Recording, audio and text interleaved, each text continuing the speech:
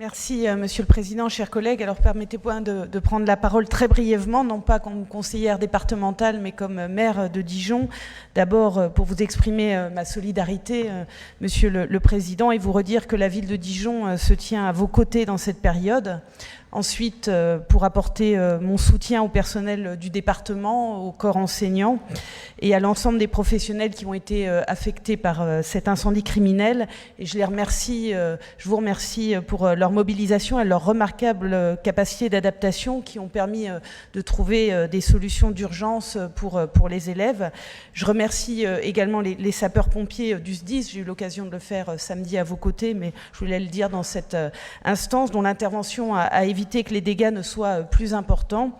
Et puis, j'ai bien entendu une pensée pour les élèves et leurs familles, ainsi que pour l'ensemble des habitants du quartier des Grésilles, qui, une fois encore, ont à subir un acte dramatique et le battage médiatique qui l'entoure, alors ce qui est compréhensible, mais qui contribue aussi à la stigmatisation d'un quartier, et c'est un peu une double peine. Alors, il ne faut pas s'y tromper. Ce n'est pas l'inaction des pouvoirs publics qui entraîne ces faits, c'est l'inverse.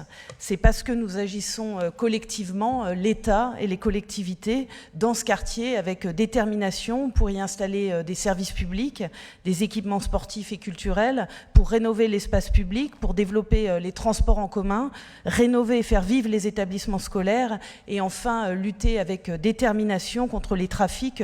Et c'est pour ça que nous dérangeons les délinquants.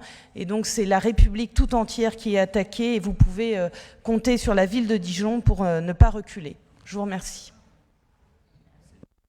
Écoutez, votre déclaration est tout à fait à la hauteur des événements que nous traversons. Nous avons un véritable problème de société aujourd'hui avec la montée du narcotrafic partout en France et au plan international.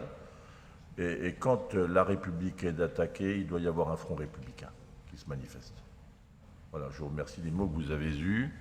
Et sur ces principes républicains de rester debout face à ces actes criminels et d'intimidation, nous serons côte à côte.